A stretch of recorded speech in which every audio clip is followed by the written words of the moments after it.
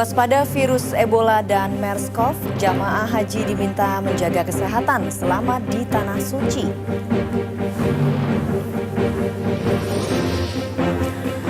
Unit pelayanan kesehatan haji seringkali menjadi pihak yang begitu sibuk di musim haji, sejumlah fasilitas pelayanan haji pun terus ditingkatkan.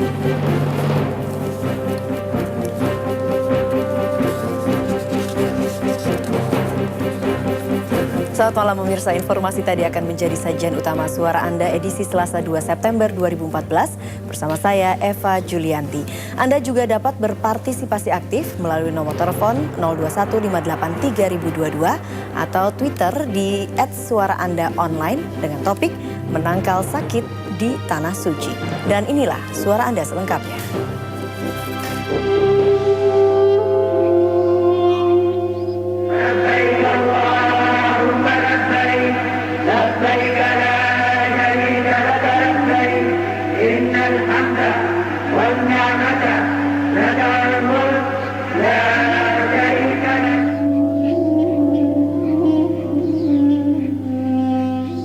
Jelang keberangkatan ke Tanah Suci, sejumlah persiapan telah dilakukan oleh calon haji di Indonesia. Meskipun sudah divaksin, namun mereka tetap diimbau waspada dengan penyebaran virus Ebola dan MERS-CoV.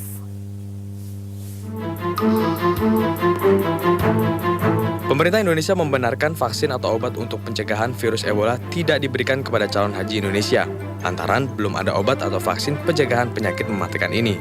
Meski demikian, pemerintah menyatakan telah menyiapkan pencegahan virus menular itu dengan memberikan penyuluhan terlebih dahulu sebelum mereka berangkat ke Tanah Suci. Khususnya adalah para jemaah itu untuk membaca leaflet-leaflet ya, yang sudah kita sebarkan dan juga pengumuman-pengumuman. Dan intinya adalah karena virus ini adalah sampai sekarang belum ada obatnya dan belum ada vaksinnya. Oleh karena itu yang penting adalah pencegahan. Dan dalam pencegahan itu perilaku hidup bersih dan sehat. Jelang keberangkatan, calon haji sudah mengantisipasi agar tidak terserang penyakit meningitis dan virus Ebola. Calon haji mengaku telah mendapat vaksin meningitis, namun belum untuk penangkal virus Ebola. Kalau untuk Ebola belum ada vaksinnya, kita hanya ada vaksin meningitis. Itu yang sudah disiapkan rutin tiap tahun. Tapi untuk Ebola ini memang belum ada. Tapi untuk pencegahan kita sudah siapkan, yang penting tidak kontak langsung dengan hewan yang berada di sana. Virus Ebola menular lewat cairan seperti air liur, darah, ataupun keringat. Jamaah diimbau menjaga kebersihan dan menjaga kondisi badan dengan cara mencuci tangan dan memakan makanan yang bersih. Selain virus Ebola, jamaah haji juga diminta waspada pada virus MERS atau flu Arab. Virus MERS menular melalui udara dan lebih cepat tersebar. Para jemaah haji dihimbau untuk memakai masker saat ibadah haji berlangsung nanti. Tim Liputan Metro TV. Iya, keberangkatan ke Tanah Suci, sejumlah persiapan untuk menjaga kesehatan telah dilakukan oleh calon haji di Indonesia. Pemerintah Indonesia membenarkan vaksin atau obat untuk pencegahan virus Ebola tidak diberikan kepada calon haji Indonesia lantaran belum ada obat atau vaksin pencegahannya. Namun penyuluhan untuk mengantisipasi virus Ebola dan MERS terus dilakukan. Kita akan membahasnya malam ini bersama Wakil Menteri Kesehatan Ali Gufron Mukti yang telah hadir di studio malam ini. Selamat malam Pak Ali, terima kasih sudah hadir di Suara Anda. Apa yang sudah dilakukan Kemenkes, Pak, untuk mengantisipasi ancaman dua virus yang paling mengkhawatirkan, Ebola dan MERS di Tanah Suci ini? Iya, tentu kita kan memiliki pusat kesehatan haji yang khusus kita desain dan kita rancang untuk mengatasi dan memberikan proteksi ya, serta pemberdayaan dan edukasi terhadap jamaah baik sebelum, dalam proses ya, keberangkatan ataupun di Mekah sendiri, di Saudi Arabia sendiri, dan setelah pulang. Gitu. Oke, jadi tahun ini memang ada perlakuan khusus begitu ya untuk keberangkatan atau persiapan kesehatan bagi jemaah calon haji ke Tanah Suci. Yang jelas, yang jelas kesiapsiagaan yang khusus ini lebih daripada sebelumnya. Meskipun tahun kemarin Kementerian Kesehatan dan tentu dukungan semua pihak telah berhasil menurunkan angka kematian 50%. Daripada tahun sebelumnya ya. Tapi tentu karena sekarang ini ada ancaman ya, risiko baik Ebola ataupun juga MERS coronavirus dan beberapa penyakit-penyakit lain ya begitu. Oleh karena itu khusus untuk Ebola dan MERS coronavirus kita tingkatkan kewaspadaan ya seluruh kantor-kantor kesehatan pelabuhan ya termasuk katakanlah airport-airport yang langsung untuk pemberangkatan haji dan juga keluar negeri kita tingkatkan kewaspadaan itu. Ya. Apa bentuk konkretnya Pak tingkatkan Mudah-mudahan kewaspadaan kita ini? ya siapkan ya termasuk di Litbang kita punya PCR ya laboratorium yang mampu nanti untuk mendeteksi itu dan kita sosialisasikan kepada masyarakat ya kepada calon jamaah haji kalau ada tanda-tanda dan bagaimana kiat-kiat agar tidak terjangkit virus Ebola ataupun MERS coronavirus di sana. Oke, baik. Sosialisasi sudah dilakukan. Sudah dilakukan. Mungkin tidak ada salahnya kalau kemudian saat ini disampaikan sekali lagi Pak. Betul. Apa saja kiat-kiat yang harus dilakukan calon haji ini Ya. untuk menangkal virus Ebola? Baik, yang pertama ya kita sarankan kalau jamaah sudah memiliki penyakit-penyakit sebelumnya ya baik diabetes atau hipertensi, nah ini harus konsul dulu dan jangan lupa membawa obatnya ya. Nah kemudian pola perilaku hidup bersih dan sehat tadi sudah sampaikan ya untuk cuci tangan dengan sabun ya sering mungkin ya. Kemudian hindarilah kerumunan ya. Apalagi kontak ya dengan orang-orang yang diduga terinfeksi ya atau paling tidak kita menduga orang itu berasal ya dari daerah-daerah yang terinfeksi, kalau bisa jangan kontak gitu ya. Kalaupun kemudian terpaksa di daerah-daerah yang banyak kerumunan orang, pakailah masker begitu ya. Dan kemudian penting sekali untuk menjaga kesegaran dan ketahanan tubuh ya. Ini dengan pola makan ya, pola istirahat ya, pola perilaku yang bagus gitu ya. Nah tentu juga kita hindari katakanlah foto-foto dengan onta ya, atau karena onta juga bisa diduga sebagai sumber juga dari MERS coronavirus gitu ya. Oke, jadi mungkin sebaiknya untuk tidak foto-foto karena memang Ya. foto-foto dengan Untuk onta itu biasanya menjadi begitu. salah satu Ya, atraksi ya iya, di begitulah. Tanah Suci. Iya, orang begitu ya. Ya, termasuk juga tentunya kita sekali lagi ya jangan biasanya diberikan wah kalau nanti umroh sekian kali katakanlah 15 kali sama dengan haji tadi bisa haji 2 kali dalam haji sekali sehingga ya daya tahan tubuhnya itu karena kecapean jadi berkurang. Jadi itu tolong untuk bisa diperhatikan ya. Oke. Jangan Harus bisa mengukur berlebihan. kemampuan Betul. fisik begitu Iya, ya Pak iya. Ali ya. Kita sudah ada penelpon Pak Ali, ada Pak Abud di Indramayu. Selamat malam Pak Abud. Malam, Assalamualaikum. Ya silakan. Iya Pak, ini saya mau tanya dulu yang yang terkena misalnya penyakit itu Ebola dengan ciri-ciri apa Pak yang diderita. Terus saya mohon Pak untuk ini penyelenggara atau pembimbing haji harus tegas karena banyak mayoritas yang berangkat itu kan orang awam, orang tani, jangankan untuk mengetahui gejala begitu. Jadi yang jelas memakai masker aja rasanya risih, Pak, ribet itu. Jadi yang harus tegas itu pembimbing dan petugas hajinya gitu. Baik. Terima kasih Pak. Assalamualaikum. Baik, terima kasih Pak Abud. Nah itu dia yang menjadi Baik. catatan juga memang karena ini juga menjadi PR bagi petugas pembimbing haji. Banyak sekali calon haji yang memang awam untuk hal-hal seperti ini. Bagaimana kesiagaan dari petugas-petugas yang ada di lapangan? Ya memang petugas itu ada dua ya, petugas yang kaitannya dengan kesehatan, ada petugas kaitannya dengan non kesehatan Ada dan dengan berapa, Pak, haji. yang petugas kesehatan itu paling tidak satu kloter itu 1 dokter dan 2 perawat, itu paling tidak ya. Nah keseluruhan tentu lebih dari 1.000 ya, ada sekitar 1.600-an lah begitu Satu ya. dokter, 2 perawat itu untuk Iya. sekitar 500 orang berarti ya Pak? Ya, satu kloter 300 itu ya? sampai 400 orang ya, begitu. Memang kalau dikatakanlah idealnya itu ya memang masih kurang ya. Betul. Tetapi saya kira selama ini saya kira sudah cukup ya. Dan kita inginkan petugas kita memang juga melakukan edukasi dan terobosan-terobosan kita lakukan begitu. Oke. Yang kemudian juga menjadi... Yang tadi kan pertanyaannya gejala-gejalanya gejalanya apa, seperti begitu. apa? Oke, Ya. mungkin bisa diulangi kembali ya. Ya, jadi gejala-gejalanya itu memang begini, orang haji itu sampai ada semacam pepatah atau pemeo. Wah, semua orang haji itu kalau nggak sampai kena batuk pilek itu hanya onta ya. Jadi kalau tidak kena itu hanya onta, artinya apa? Semuanya bisa kena. Bisa gitu. kena. Nah, memang selama ini itu bisa kita anggap sebagai biasa ya. Nah, kalau dalam hal ini sekarang ini lebih baik segera hubungi dokter ya di masing-masing katakanlah pemondokan ya, kita sudah sediakan di sana untuk kemudian bisa dicek ya.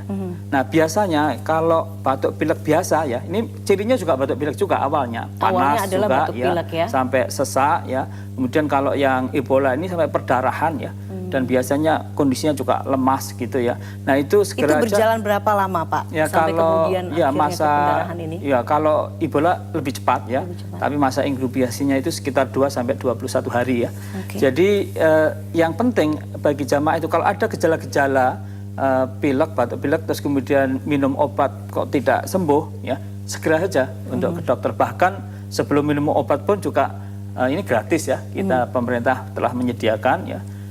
Dengan baik begitu. Baik, bukan untuk menakut-nakuti, tapi kemudian kalau ada gejala-gejala flu dan batuk, segeralah kemudian dekati petugas kesehatan yang ada, konsultasi. Ya, kemudian periksa ya, karena begini, ya kita kan tidak tahu. Tapi yang kami pesankan kepada jamaah untuk tidak panik ya, tetapi tidak boleh sembrono, harus waspada. Harus ya. waspada terus ya, karena namanya kemungkinan bisa aja terjadi begitu. Oke, yang menjadi kekhawatiran para jemaah haji adalah mereka disuntik vaksin meningitis, tapi tidak untuk Ebola. Tapi Betul. dijawab setelah pariwara. Oke. Tetap bersama kami pemirsa, suara Anda akan kembali sesaat lagi.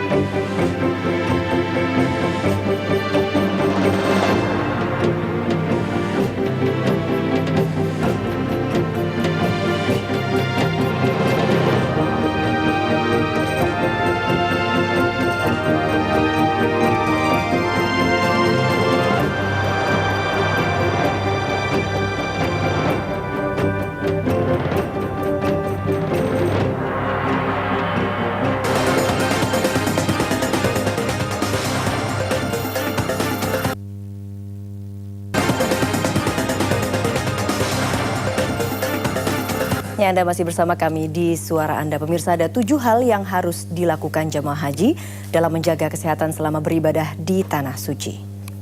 Pertama, para jemaah haji harus memeriksakan kesehatan ke dokter yang biasa dikunjungi. Kemudian yang kedua, jika jemaah haji memiliki penyakit kronis, bawalah persediaan obat yang biasa diminum. Selanjutnya, jika jamaah haji memiliki riwayat masalah kesehatan, maka bicarakanlah dengan dokter kloter atau rombongan. Kemudian keempat, lakukan olahraga teratur seperti jalan kaki 3-4 kali per minggu. Ya, sebelum berangkat haji. Kemudian yang kelima, jika jemaah haji berangkat bersama orang tua yang sudah lanjut usia, perlu pengetahuan tentang penyewaan kursi roda atau ikut safari wukuf. Kemudian yang keenam, mulai mengenal dan mempelajari tentang fasilitas dan pelayanan kesehatan di Arab Saudi. Dan yang ketujuh, jamaah haji sebaiknya mempelajari situasi kesehatan atau wabah penyakit yang mungkin muncul di musim haji. Ya, pemirsa, kami sudah tersambung kembali bersama sejumlah pemirsa yang bergabung di Suara Anda. Ada Pak Sulaiman di Palembang. Selamat malam, Pak Sulaiman. Selamat malam. Ya, silakan Pak, singkat padat. Oh iya, jadi untuk ya kita menangkal ya masalah ya kesehatan di Tanah Suci. Sebab saya juga sudah sering ya maaf itu ke Mekah gitu ya. Tapi di sini saya lihat ya, kita ketahui kalau di Mekah itu yang pertama kali itu sakit itu masalah ya sakit batuk ya. Cuma mungkin di sana tuh hanya unta aja yang tidak batuk gitu. Semuanya tertular penyakit batuk. Tapi yang kedua, yang perlu saya sarankan betul dalam hal ya menangkal ya sakit di Tanah Suci ini, peran daripada tim kesehatan. Sebab saya berapa kali pergi ke sana. Ya maaf, saya sudah 11 kali ke Mekah itu ya.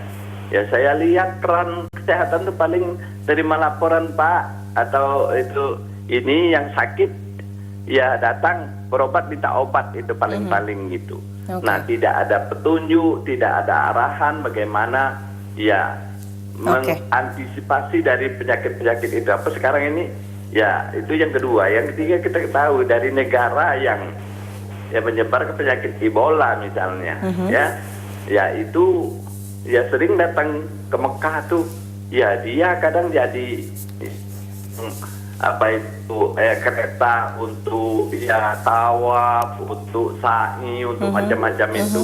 Sedangkan dia mungkin tertular penyakit itu. Jadi ini perlu diberikan petunjuk oleh tim kesehatan. Sebab tim kesehatan yang selama saya pergi berapa belas kali itu, saya lihat tim kesehatan hanya ya menunggu gitu kalau ada laporan sakit atau yang sudah sakit, ya tidak pernah ya dia inisiatif untuk bagaimana mendatangi jemaah itu yang di dalam kloter dia itu. Hanya itu saja saya rasa. Oleh karena katanya minta singkat padat tadi. Iya.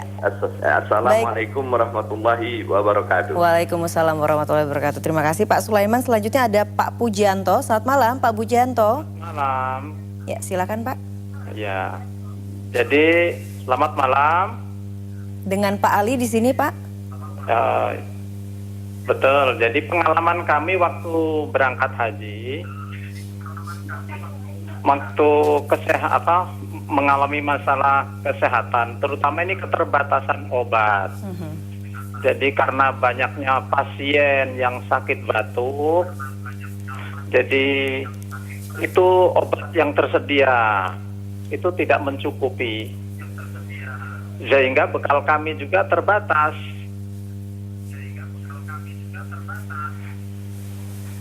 Jadi itu. Baik, Pak Pujianto, tapi apakah dari tanah air Pak Pujianto membawa obat pribadi? Betul, kami juga membawa. Kemudian ada juga dari tim medis juga membawa. Sehingga persediaan kami habis, termasuk juga obat yang dibawa oleh tim medis juga habis. Baik, tahun berapa Pak Pujianto berangkat haji? Saya 2012. 2012 ya, belum lama. Baik Pak Pujianto di Purwakarta, terima kasih atas partisipasinya.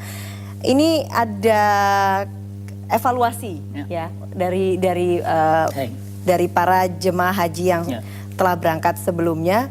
Peran tim kesehatan ini dianggap sangat minim begitu, Pak Ali. Karena memang melihat dari jumlahnya juga ya, satu dokter, 2 suster, kemudian harus menangani ratusan orang. Gitu. Bagaimana sebetulnya evaluasi dari Kemenkes sendiri terhadap kurangnya jumlah petugas medis yang diberangkatkan ke Tanah Suci ini? Iya, baik. Jadi sekali lagi bahwa kita terus tingkatkan dan lakukan evaluasi juga. Terima kasih tadi telah disampaikan baik Pak Sulaiman mengenai kurangnya sosialisasi dan harus aktif menjenguk ya. Jadi dulu biasanya petugas kesehatan haji itu kadang-kadang juga ikut haji gitu. Nah sekarang mulai tahun ini itu setelah dapat evaluasi seperti itu, tidak ya, paling tidak 50% ya itu tidak boleh di sana untuk haji. Dia khusus memberikan layanan kepada jamaah haji. Tapi bagaimana memastikan itu akan dilakukan Pak Ali? Karena kan memang kita kan punya tim dan tim itu setiap hari itu rapat dan setiap hari dievaluasi. Itu tidak saja oleh Kementerian Kesehatan tetapi juga dengan Kementerian Agama. Ya itu sana ada namanya Amirul Hajj ya yang mengevaluasi setiap saatnya. Dan ini baru pertama kali di dalam sejarah perhajian yang 50% dari petugas kesehatan haji itu tidak boleh atau khusus untuk memberikan layanan kesehatan. Khusus untuk memberikan layanan kesehatan karena mungkin sudah berangkat haji sebelumnya. Berbeda dengan tahun 2012 ya. Ini yang kemudian yang berikutnya adalah juga bahwa dulunya ya di satu tempat itu untuk periksa kesehatan, untuk menyimpan obat, kemudian untuk tidur ya, makan di situ. Nah, ini lega artis ya, pemeriksaan kesehatan ya masih kurang dipenuhi. Ya. Nah, oleh karena itu tahun ini juga sudah kita evaluasi dan kita rubah. tapi perlu tambahan anggaran ya, lebih kurang Baik. sekitar 14 miliar ya untuk Baik, itu. setidaknya tahun ini sudah diperbaiki semua Betul, ya. pelayanan kesehatan di Tanah Suci begitu ya, Begitu, Pak ya, Ali ya. ya. Kita akan break lagi, kita akan Baik. lanjutkan setelah pariwara. Pemirsa tetap bersama kami, suara Anda akan kembali setelah pariwara berikut ini. Kami masih nantikan partisipasi Anda 021 58 3022 sesaat lagi.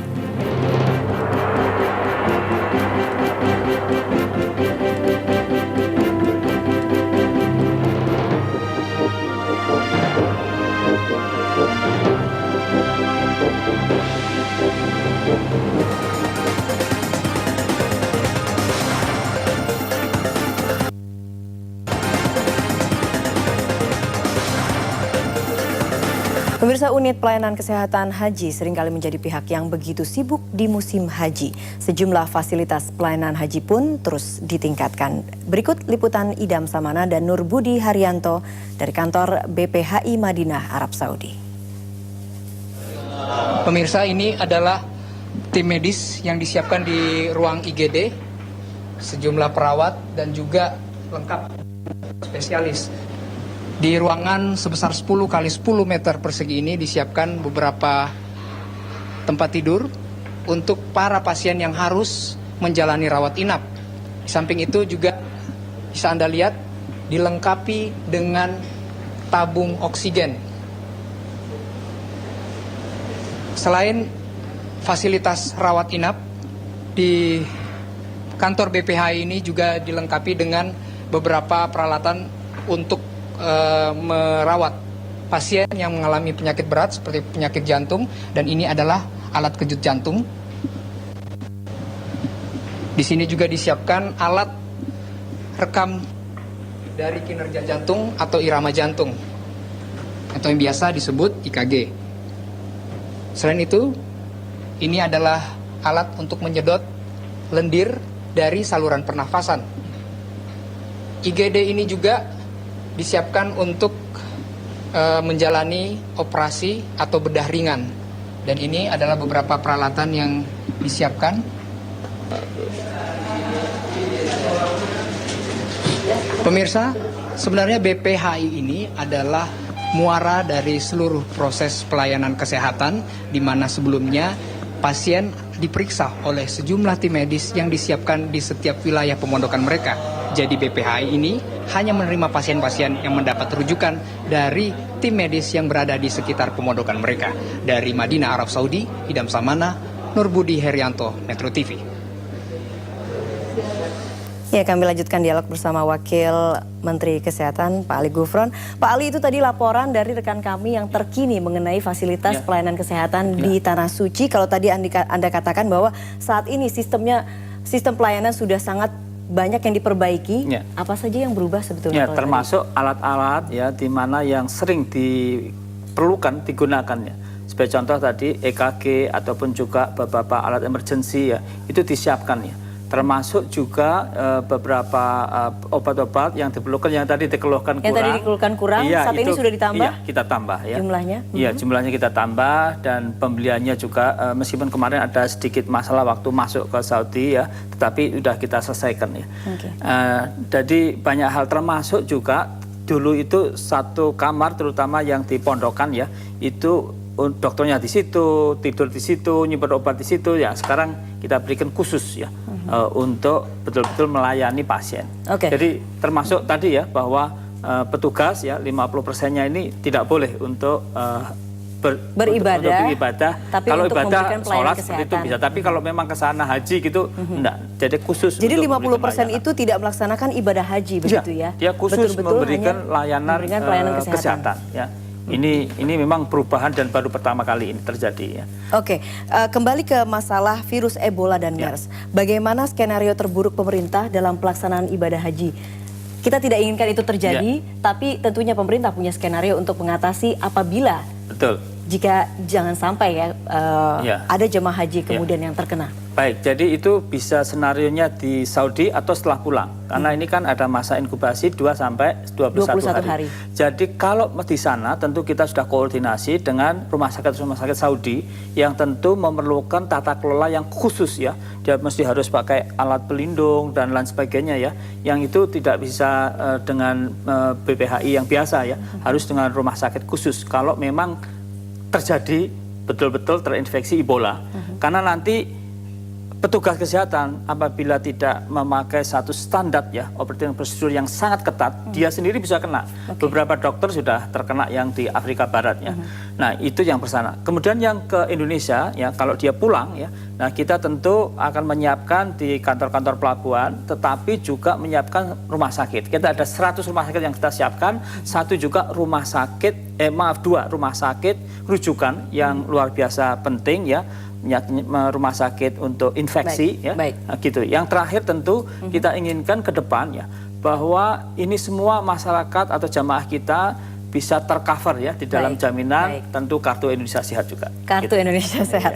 Baik, terima kasih Pak Ali Gufron sudah hadir di Suara Anda malam ini. Dan demikianlah pemirsa seluruh rangkaian Suara Anda malam ini. Saya Eva Julianti, mewakili kerabat kerja yang bertugas mengucapkan terima kasih Anda telah bersama kami. Selamat malam dan sampai jumpa.